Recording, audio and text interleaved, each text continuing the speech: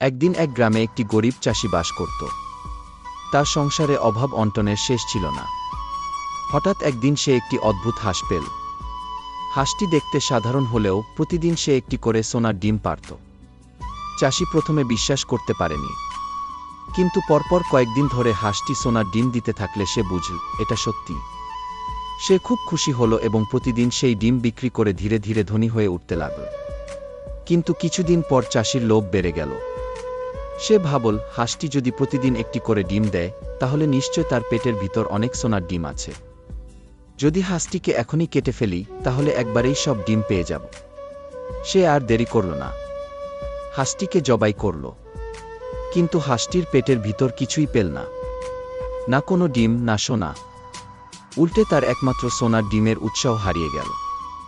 সে দারুণ দুঃখ পেল, কিন্তু তখন আর কিছু করার ছিল না। হাঁসটি মারা গেল। চাষি কান্নাতে ভেঙে পড়ল।